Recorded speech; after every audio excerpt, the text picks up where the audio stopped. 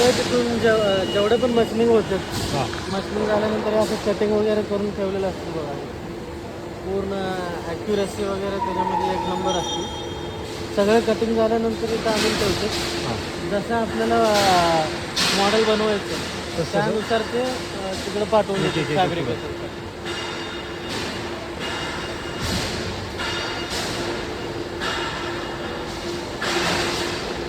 हे सगळं CNC वरती कटिंग केलेलं आहे बघा. छोटे छोटे होल्स म्हणा, ते चौकोनी कट केलेलं, ते सगळं CNC वरती कटिंग करूनच मग पुढं पाठवलं. अच्छा.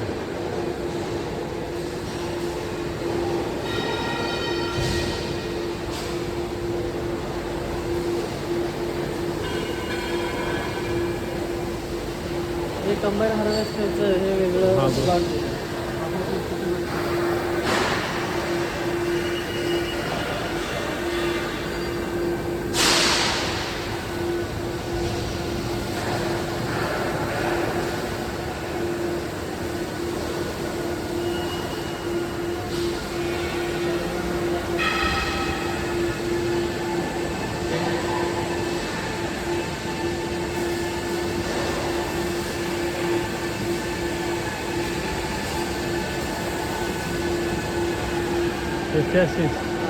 तुम्हाला म्हणलं होतं ना ते CNC वरती कटिंग वगैरे करतात. ह्या टाईपमध्ये सगळे प्लेट्स आहेत कटिंग करून.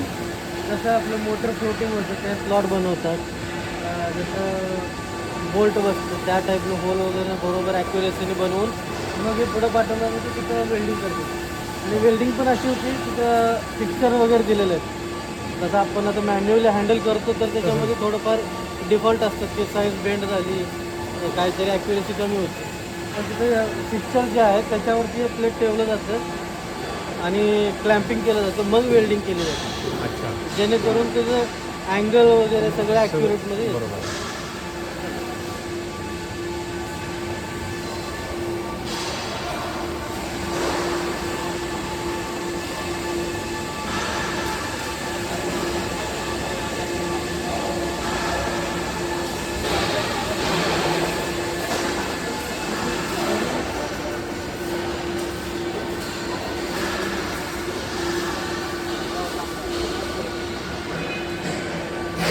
हे आपलं शुगर केन हार्वेस्टरचं कम्प्लीट चेष्टी आहे. अच्छा.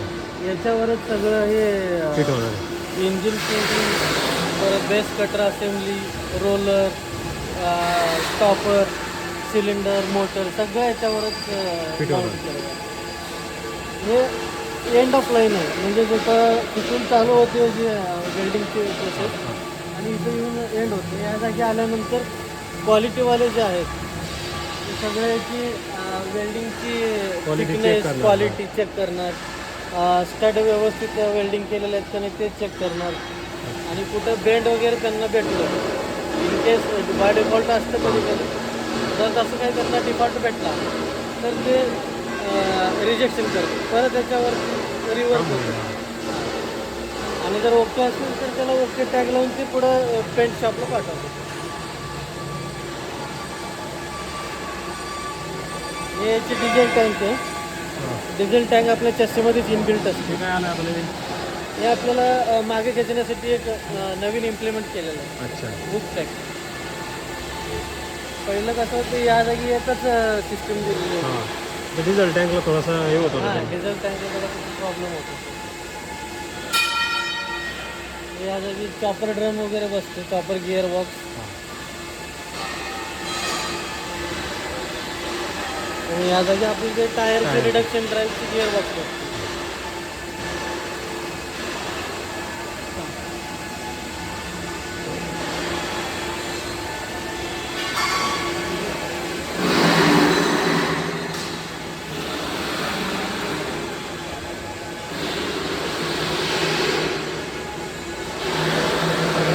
तुमचे जे चाइल्ड पार्ट छोटे छोटे पार्ट असतात जे वेल्डिंग करायचे नाही आहेत आपल्याला, हां. ते इथून मशीन झाल्यानंतर जे क्वालिटीवाले ओके म्हणतात ते पुढे पेंट आपल्याला पाठवलं जातं डायरेक्ट.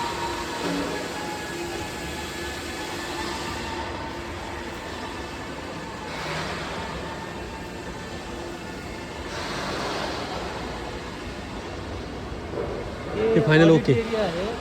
तिथं मशीन बनलेली आणून थांबवतो त्या जागी. प्रत्येक मशीन एक.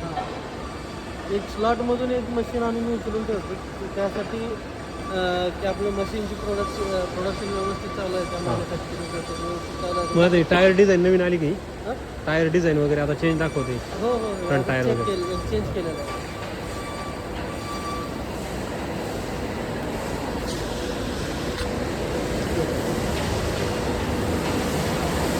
कलरिंग ऑटोमॅटिक कलरिंग आहे. हां ऑटोमॅटिक कलरिंग आहे. ट्रॅक्टरचं इंजिन आहे की हां हे ट्रॅक्टरचे त्याच्यामध्ये आम्ही आणि ट्रॅक्टर बनवतो, बेलर बनवतो, परत कंबाईन हार्वेस्टर आणि शुगर केन हे 4 प्रोडक्ट तिथे बनतात. आता हे कंट्रोलिंग कोण करता येईल? कंट्रोल कोण करता येईल? कंट्रोल हे ऑटोमॅटिक आहे आणि प्रत्येक हिटच्या जागी त्यांना कंट्रोल दिलेलं आहे पण तिथं मॅन्युअली. जसं प्रोडक्ट जे आल्यानंतर त्याला हुक लावण्यासाठी ते बटन दाबत तोपर्यंत ते स्टॉप होतं. अच्छा. तर याच्या जवळ काय कलर होतो काय त्याच्यात? त्याला शुगर कलर ते आता Paint. होऊन थांबलेलं आहे. ते ऑटोमॅटिक पेंट झाली का? हां ऑटोमॅटिक याच्यामध्ये जसं चाललेलं आहे हां. ट्रॅक्टरमध्ये हां. त्या टाईमचं त्याला हुक लावून पाठवून देतो. पण आता ते जे पार्ट आहेत ते सिल्वर कलरचे ते पण कलर होणार ना त्याच्यात नाही? हां ते पण कलर होतं जे त्यांना रिक्वायर्ड आहे पेंट करण्याचं हां. तेवढं करतात ते. नाहीतर त्याला काहीतरी स्टिकरिंग वगैरे करून पाठवतो जर गरज नसेल तर. आता याला स्टिकरिंग केल्यामुळे तेवढंच भाग राहिलेलं आहे. पण ते ऑटोमॅटिक झालं असेल का? हां ऑटोमॅटिक पूर्ण एरिया पेंट शॉप आहे. पेंट तो दुसरा टप्पा आहे मॅन्युफॅक्चरिंग. तो पहिला झाला फॅब्रिकेशन. फॅब्रिकेशन.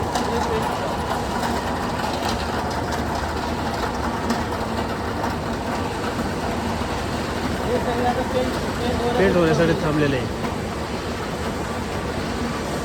ट्रॅक्टर आणि कंबाईन हार्वेस्टर आणि शुगर केन हां आणि बेलर बेलर पण.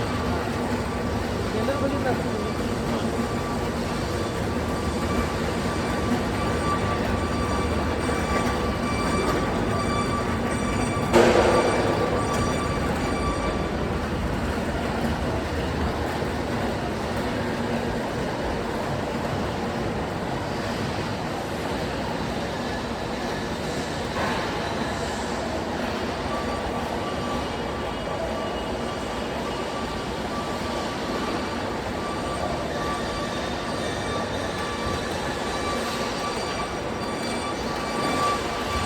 ट्रॅक्टरचे वगैरे असेंबली होते हां.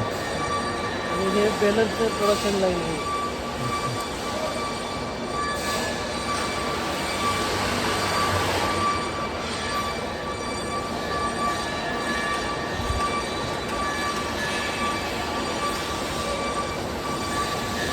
ही कंबाईन हार्वेस्टरची लाईन आहे.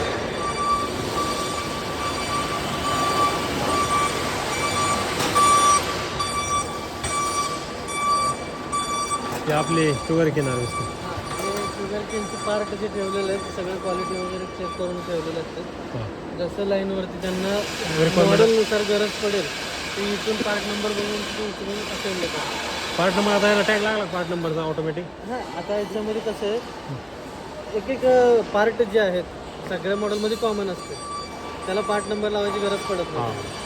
आणि ज्या मॉडेलनुसार पार्ट नंबर चेंज होतात पार्ट चेंज होते त्यांच्यासाठी एक SOP बनवलेलं असतं म्हणजे सिक्वेन्स ऑफ प्रोसेस. त्याच्यामध्ये ते पार्ट नंबरनुसारच ते पार्ट उचलतात आणि फिट करतात. आणि त्यांना SOPमध्ये हे पण दिलेलं असतं की त्याला किती टाईट करायचं टॉर्क दिलेलं असतं ते मशीनवरती सगळं चेक करतात.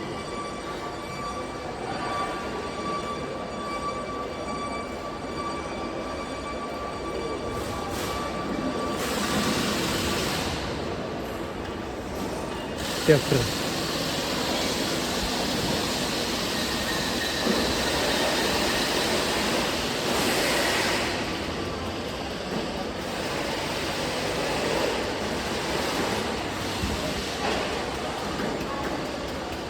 बेस कटर खाळ्या आहे. तुम्हाला सांगितलं होतं बघा ते पार्ट नंबर वगैरे ते हां. मॉडेलनुसार सगळे इथं दिलेले आहे. आपण लाईन बघूया. हे काय आहे सर आता हे बटली रोलर आहे. असं आहे का कम्प्लीट असेंब्ली नाही झाली हे. अच्छा हे रोलर सेट आहे, सीड रोलर. हां याला अजून होणार आहे पॅकिंग. हां याचे जे मधलं कलर कसं काय झाला मग अगोदर? नाही अजून याची प्रोसेस होणार आहे complete. हे पूर्ण अजून असंच बसवत नाही तर. अच्छा हां याच्यावर अजून प्रोसेस होणार आहे.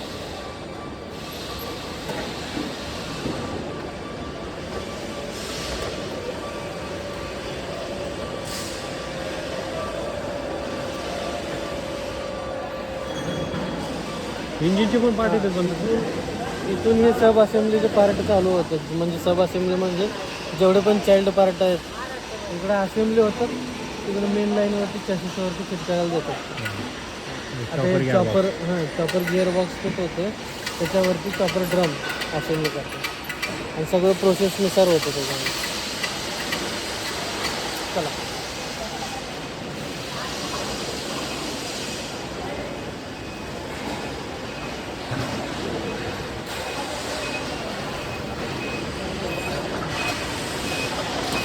हे सीट रोलर वगैरे फिट करू. त्याच्यामध्ये पहिलं बेअरिंग फिट होणार असेल, जेवढं गिअर असतं त्याच्यामध्ये ड्राईव्ह गिअर वगैरे याच्यामध्ये फिट करून मग तिकडे दिलं जातं. RW. हां हे युरिया टँक आहे. हे इंजिन असेंब्ली जेवढे पण चाइल्ड पार्ट फिट होतं त्याच्यामध्ये फिट झाल्यानंतर त्या केबिनमध्ये फिटिंग करायला दिलं जातं.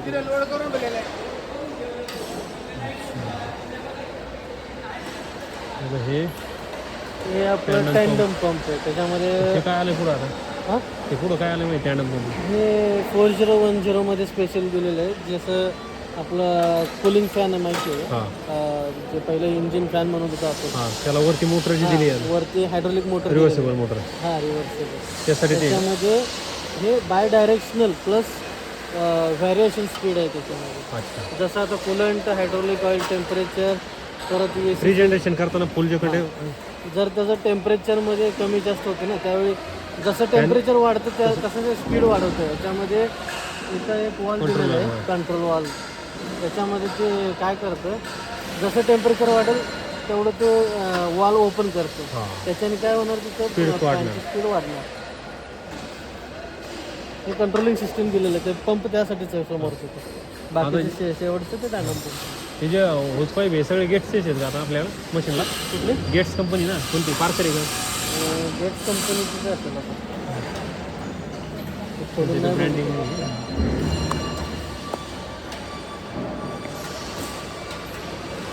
सगळे क्वालिटी चेकच केलेलं असतं. म्हणजे ह्याच्यामध्ये कसं असतं एक लॉटमध्ये होत पाईप आलेलं असतं. त्याच्यापैकी त्यांनी एक कुठलंही एक रँडमली पाईप उचलतात, त्याच्यावर प्रेशर वगैरे अप्लाय करून ते ट्रायल घेतात. प्रत्येक पेशंट होतो का? प्रत्येक होतचा पेशंट चेक होतो? प्रत्येक होतचं नाही करत. हां तेच एक 100 मधलं एक लॉट असतं त्याच्यामधलं एकच उचलतात ते चेक करतात. आज बरोबर असेल टाईप कसं असतं माहिती आहे का, एक लॉट असतं बॅच असतं त्याच्यामध्ये एक जरी फॉल्ट वाटलं त्यांना तर ते पूर्ण लॉट चेक करतात. ते हायड्रोलिक टँक आहे. हां का? हां तो मोठा आहे का जरा पहिल्यापेक्षा? नाही मोठं नाही तेवढंच आहे. फक्त त्याच्यामध्ये आपण 2 फिल्टर ॲड केलं ते. पहिलं एकच स्ट्रेनर होता माहिती आहे का तुम्हाला?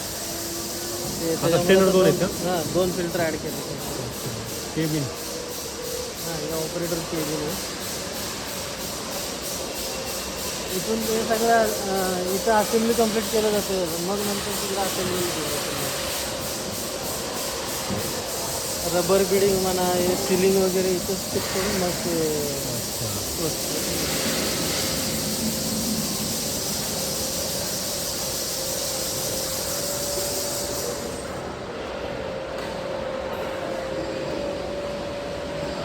हे आहे हायड्रोलिक ऑइल कूलर. त्याच्यावरती बूस्ट एअर कूलर आणि रॅडिएटर वगैरे सगळे इथं असेंब्ली ते याच्यामध्ये फ्रेम दिलेलं आहे ना याच्यामध्ये असेंब्ली करून मग तिकडे पाठवलं. ते पूर्ण सब असेंब्लीचं आहे.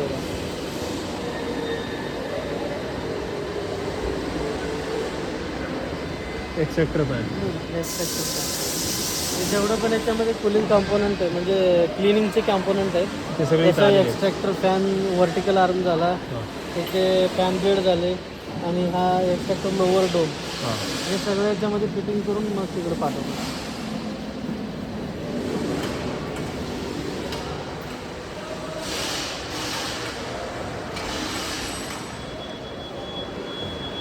एलिव्हेटर. एलिव्हेटरचे चाइल्ड पार्ट सगळे असं ठेवलेलं असतं, ते सगळं फिटिंग होतं. फिटिंग करून तसं फायनल प्रोडक्ट असं त्यामध्ये स्टिकरिंग पण इथं जागेवर. हो हो.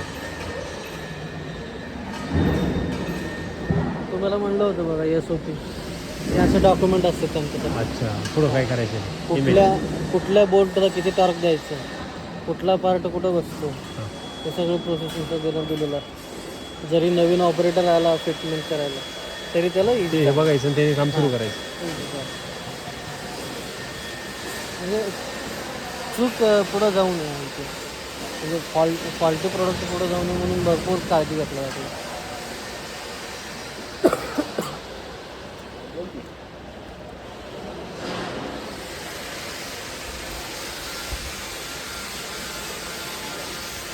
रबर मॅट वगैरे सगळं.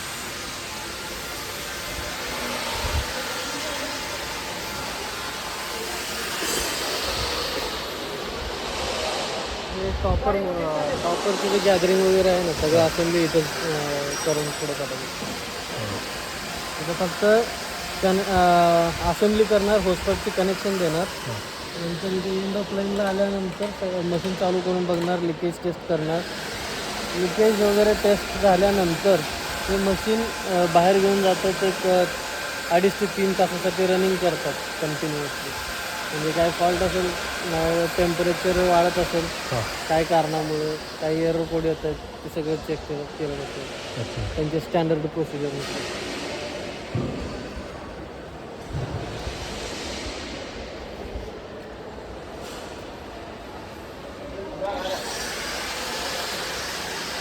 आता मशीन बनवून रेडी झालं. ह्या स्टेपला येऊन सगळं हायड्रोलिक ऑइल वगैरे फुल केलं जातं. मग नंतर टेस्टिंग केलं जातं. एकदा बाहेर म्हणजे मशीन आलं सेल्फ मारलं तर चालतंय का? हां चालतं. काहीच बघायचं नाही. काय बघायचं नाही तसं नाही. सगळं होसपाईप एकदा आलेलंच असते. हां व्हिज्युअल इन्स्पेक्शन करतात. मग नंतर ज्यावेळेस आपण फील्डवर काम करतो होसपाईप ऑपरेटर कडून लूज राहतोय, कधी कधी लिकेज राहतं. मग ते कसं इथं ते आता होसपाईप तर भरपूर सगळे इथं लिकेज जर त्यांना दिसलं तर इथल्या इथंच प्रॉब्लेम सॉल्व्ह करतात. होसपाईप मॅन्युअली आपण हे आपले वर्कर्स फिट करत असतील ना. हां मॅन्युअली फिट करतात ते. त्याच्यासाठी पण त्यांना टॉर्क रेंज दिलेलं असतं. तेवढं टाईट होणार. हां जेवढं टाईट करायचं ते त्याच्यापेक्षा जास्त टाईट करायला गेलो एक तर आपलं पाईप डॅमेज होईल, एक तर थ्रेड डॅमेज होईल. आता हे काय घासी देत काय त्यांना काय फॉल्ट भेटला हे करतात ना टॉर्क बसेल बघा कट करून आवाज आला तर विषय सोडून द्या. तेवढा टॉर्क नाही केला. आपण बाहेर एक एरिया बघू मशीन. आता फायनल झाल्यानंतर घाशी देऊ म्हणून म्हटलं. हे फायनल म्हणजे इथं सांगितलं ना तुम्हाला, ह्या जागी ट्रायल घेतात. जर त्यांना काय प्रॉब्लेम वाटला इथं आम्ही थांबून ते जेवढं पण प्रॉब्लेम आहे ते सॉल्व्ह करतात. नाही सॉल्व्ह होत असेल तर पूर्ण प्रॉडक्टच हे पार्टच चेंज करून टाकतात.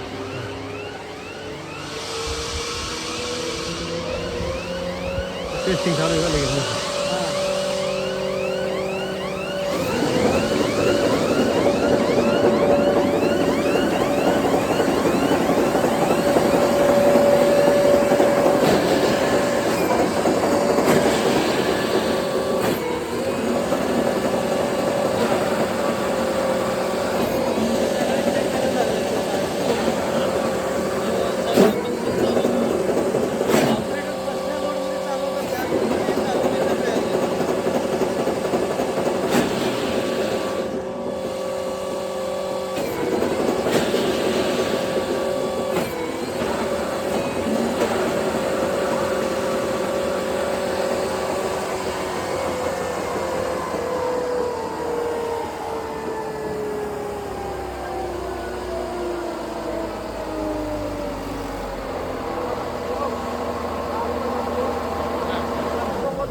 पेपर सेटिंग झालेलं नाही काही.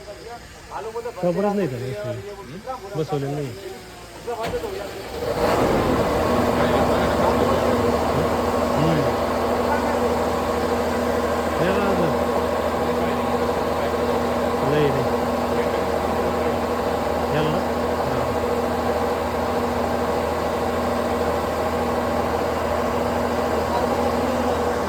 ते सगळं पार्टचं काय विषय नाही parts मध्ये आपल्या इंडियामध्ये आता फक्त हेच प्रोडक्ट चालतं.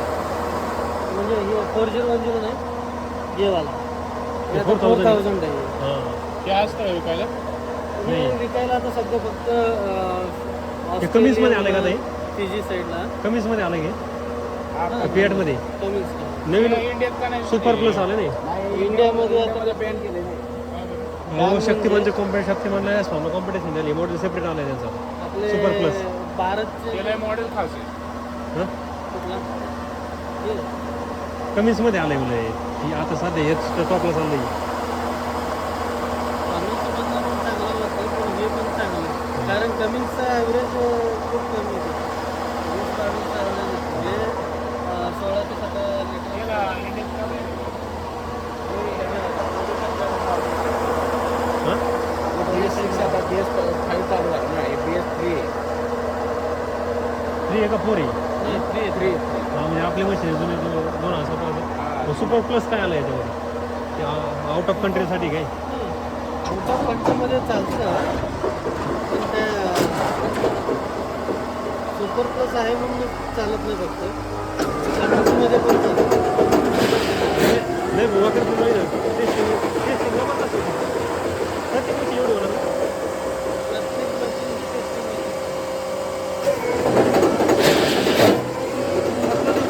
तुला 8 दिवस होणार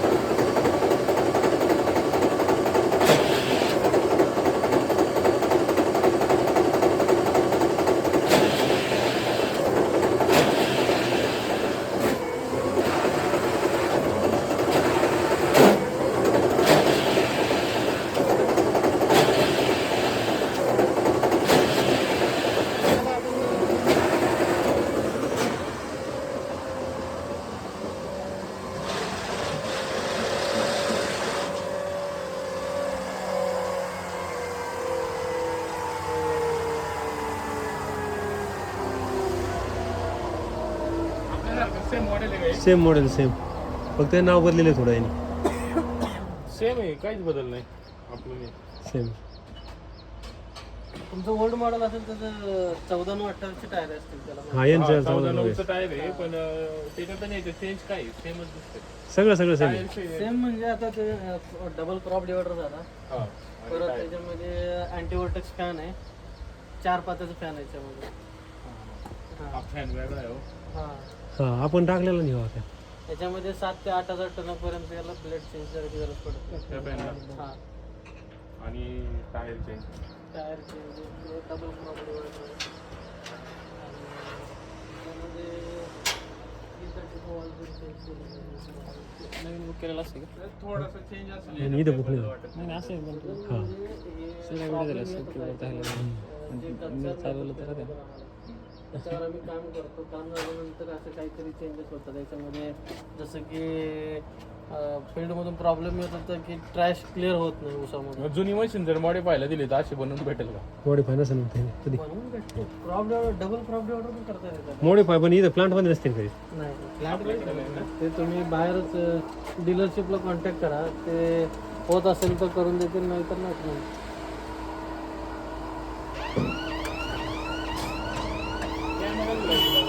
हां कॅमेरा पण दिलेला आहे. कॅमेरा आता पाहिजे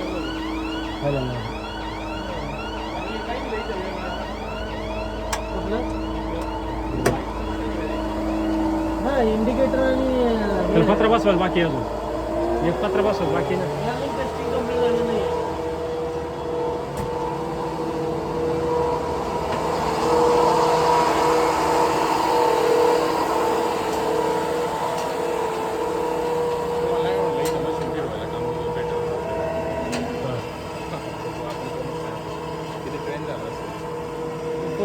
मशीनमध्ये हे गार्डरेल पण दिलं हां याचे अजून टेस्टिंग बाकी असं हे फायनल ओके नाही आहे त्यांनी टेस्टिंग ओके झालं की मग तिकडे यार्डमध्ये नेऊन लावतात ते पूर्ण टेस्टिंगचं एरिया. याचा कलर ओल्ड याचा काय विषय काय नाही हे भरपूर दिवसाचं उभं दिसतं इथं मग त्याच्यावरती हे काय चेक करायचं वगैरे सगळं दिलेलं होतं बघा. रिझल्ट हायड्रोलिक ऑइल, फुल पंप, रिव्हर्सिबल स्टँड कॉम्प्रेसर. त्याला बाहेर मागणी आहे का? त्याला हां, बाहेर मागणी. ज्या देशामध्ये 3rd नॉर्म्स असते की ते BS3, आपल्या इथं BS3 म्हणतो आपण, भारत स्टेज 3. हां तसं ते बाहेरच्या देशामध्ये जर हे नॉर्म्स चालत असतील तर ते द्यायचे. तर तिकडे ते मागणी करतात, त्याला काय प्रॉब्लेम. जर त्या देशाने बॅन केलं तर त्या अशा किरकोळ गोष्टी त्यांनी थोड्या मॉडिफाय केल्या ना. बिलिंग होणार नाही आणि RTO रजिस्ट्रेशन होणार नाही त्याच्यामुळे. आता हे आपण आपल्या देशामध्ये विकलं तरी रजिस्ट्रेशन होणारच नाही RTO. आता आपल्याला जुनं मॉडेल असं करण्यासाठी किती काय करावं लागतं, किती कॉस्ट जाऊ शकतो?